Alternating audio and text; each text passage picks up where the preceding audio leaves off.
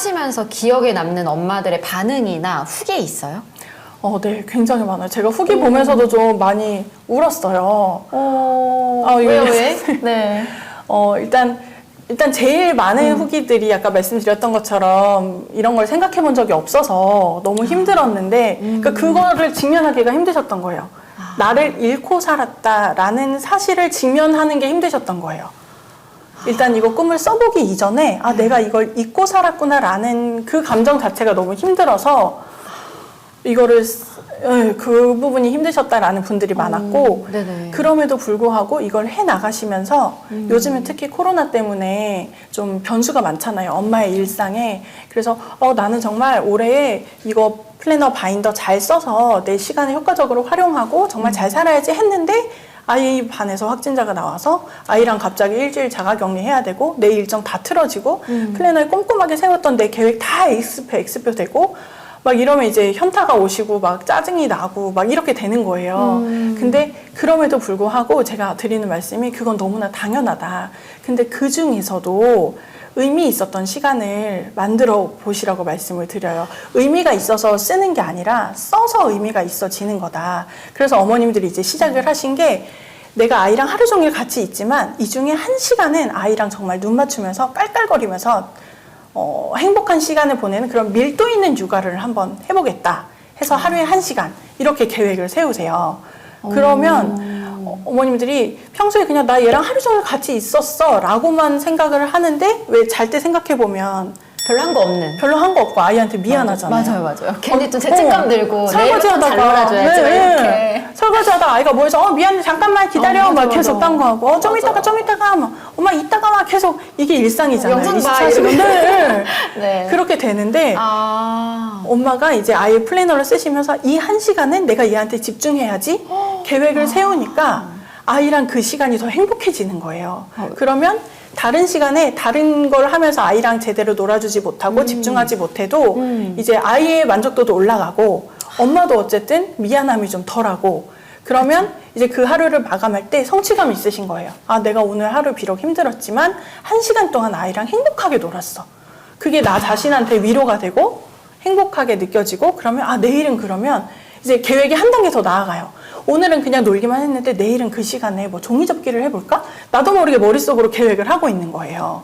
그렇게 하면서 아이랑 시간이 더 밀도 있어지고 더 퀄리티가 좋아지고 그러다 보면 엄마도 성취감이 생기니까 그럼 이거 말고 다른 것도 해볼까? 엄마의 계획도 실전 넣는 거예요.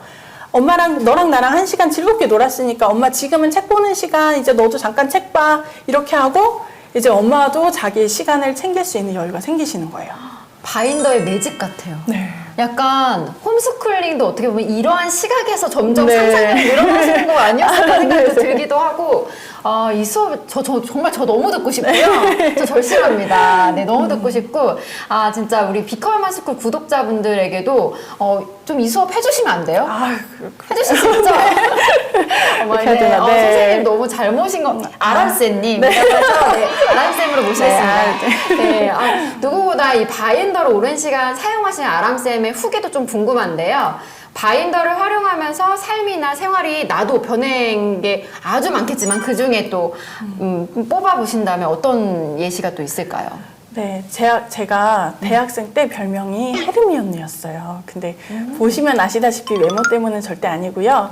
그 헤르미온느가 이 시계를 가지고 다니잖아요. 그래서 중복된 시간에 있는 강의를 들어요. 그러니까 월요일 9시에 있는 수업이 2개인데 얘는 이거 2개를 다 듣는 거예요. 보통은 2개 중에 하나만 선택을 해야 되잖아요. 그쵸. 이 헤르미온느는 매직 시계가 있어서 이걸로 이제 시간을 자기가 조절할 수 있기 때문에 중복된 시간에 있는 강의를 자기가 듣고 싶은 거 상관없이 다 듣거든요. 네네. 그래서 제 별명이 그래서 대학생 때 헤르미온느였어요. 쟤는 도대체 저걸 어떻게 다 하는 거지?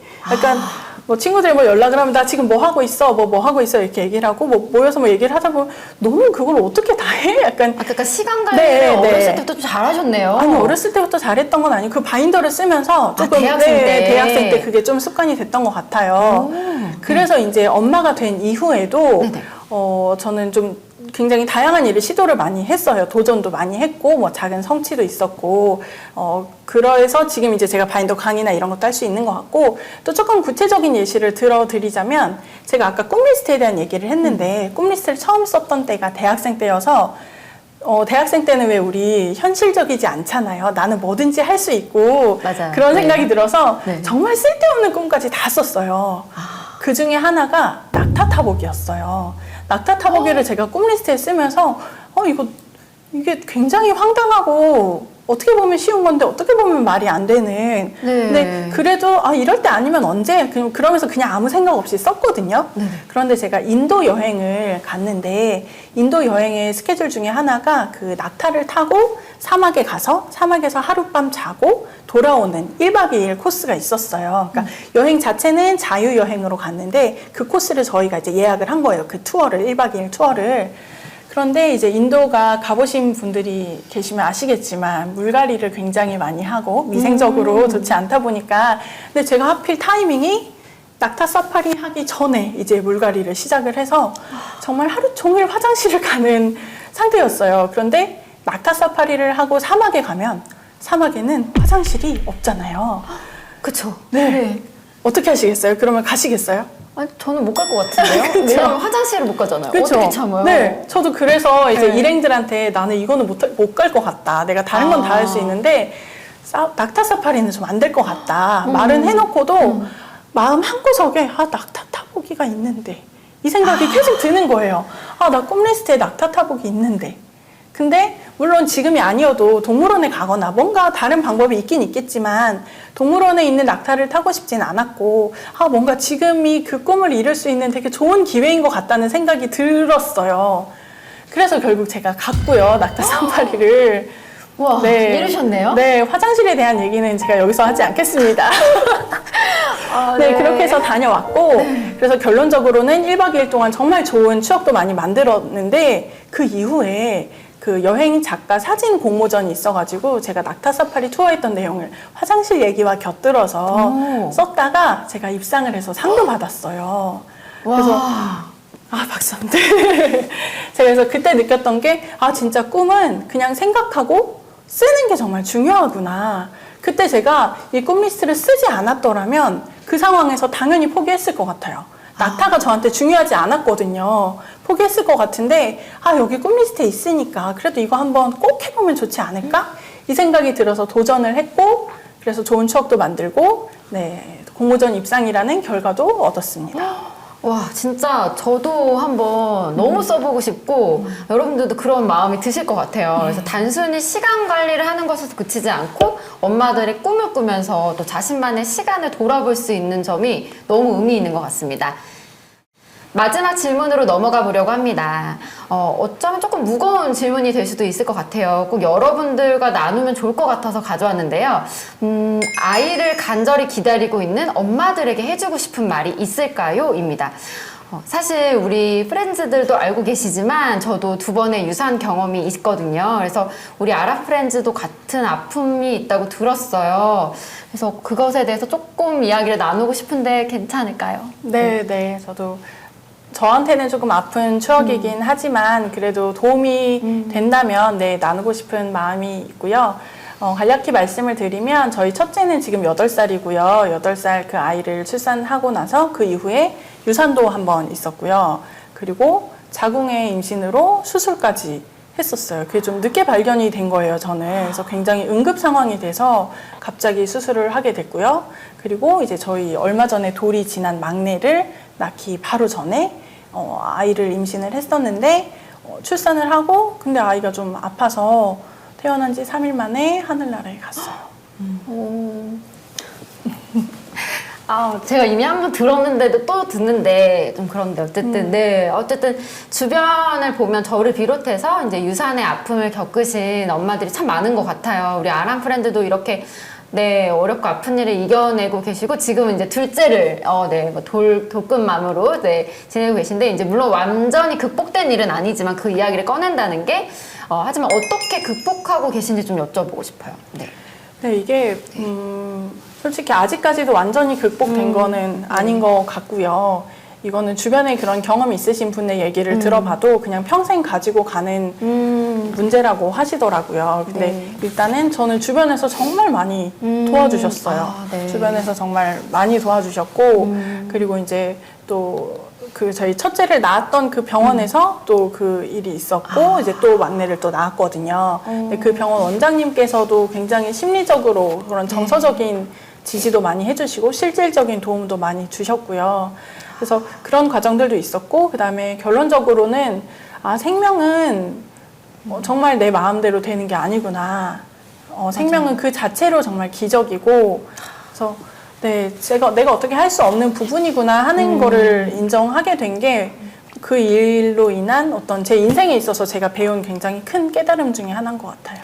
아, 이게 저도 둘째를 지금 이제 계획 임신을 하려고 하고 있는데, 이제 첫째를 낳으시고 터울이 좀 이렇게 있었잖아요. 이제 둘째 터울이 있고.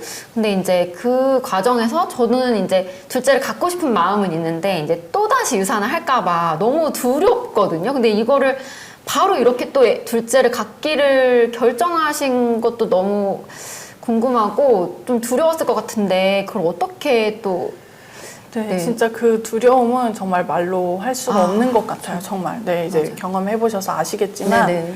진짜 말로 어떻게 할 수가 없고요. 그때는 이렇게 삶에서 만나는 모든 부분이 저한테 상처로 다가왔던 것 같아요. 그 일 있고 나서 네. 굉장히 한동안은, 지금도 굉장히 그런 부분이 없지는 않고, 네네. 근데 어떻게 보면 조금 약간 정신이 나가 있었던 것 같기도 해요. 네네. 네, 거의 정신이 나가 있었고, 네. 그 이제 병원 원장님께서도 네네. 이제 그런 경험을 많이 하셨을 거 아니에요, 그분은. 그쵸. 네, 네. 그렇다 보니까 이제 그런 저한테 실질적인 조언을 많이 해주셨는데, 네. 그래서 제가 결론적으로는 다시 아이를 가져야겠다는 생각을 하게 됐던 것 같아요. 그러니까 이제 아까 말씀드렸던 것처럼 어차피 내가 생명을 어떻게 할 수 있는 건 아니고 나한테 달린 문제는 아니고, 그런데 이 아픔을 조금이라도 극복을 하려면 어떻게 보면 아이를 가지는 게 네, 그 방법 중에 하나일 수도 있겠다라는 생각도 했던 것 같고요. 근데 어떻게 딱 이런 이유로 이렇게 됐습니다라고 설명을 하기가 하기에는. 네, 되게 저 스스로도 아직까지도 정리가 잘 안 되고 네. 근데 너무 공감이 되는 것 같아요. 네, 아무래도 어려운 길을 돌고 돌아서 이제 둘째를 만나서 감회가 남다르셨을 것 같은데, 기다리던 둘째를 만나는 그 순간의 감정 어떠셨어요? 그냥 정말 아무 생각이 들지 않고 계속 울기만 했어요. 아, 진짜? 네. 네. 그 첫째는 자연주의 출산으로 만났는데 딱 이렇게 태어나던 순간에도 굉장히 궁금한 게 많았어요. 뭐 이렇게 물론 초음파로 보기는 했지만 머리카락은 색깔이 어떨까? 누구 닮았을까? 네, 누구 닮았을까? 네. 쌍꺼풀은 있을까? 목소리는 어떨까? 이게 굉장히 막 궁금한 게 많았는데 네네. 막내는 이제 딱 태어나고 나서 의사 선생님께서 너무너무 건강하게 잘 태어났다고 하는데 정말 그때부터 계속 이거 했던 것 같아요. 그냥 그동안의 긴장과 두려움이 그냥 탁 풀려가지고 그냥 계속 한동안 울기만 하고 진짜 시간이 한참 지나고 나서는 이제 아이를 보고 너구나 네, 그 생각이 많이 들었던 것 같아요. 네. 그래서 네, 다시 처음 질문으로 이제 유산을 경험했거나 또 아이를 간절히 기다리고 있는 엄마 친구들에게 도움이 될 수 있는 말이 있을까요? 제일 먼저 정말 간절하게 드리고 싶은 말씀은 네네. 엄마 탓이 아니라는 거 자책하지 마시라는 얘기를 진짜 정말 드리고 싶어요. 정말 내 탓이 아니더라고요. 저도 그런 여러 가지 경험이 있었지만 검사를 했을 때도 그렇고 뭔가 이유가 전혀 없었어요. 오히려 정말 건강하다. 그러니까 충분히 아이를 가져도 된다라고 얘기하실 정도로 아무런 이유가 없었는데도 그렇게 되더라고요. 그러니까 일단 자책하지 않으셨으면 좋겠고, 그리고 또 한 가지는 이것도 제가 배운 것 중에 하나인데, 네. 저는 지금 이제 아이가 둘까지 해서 저희 가족이 넷이잖아요.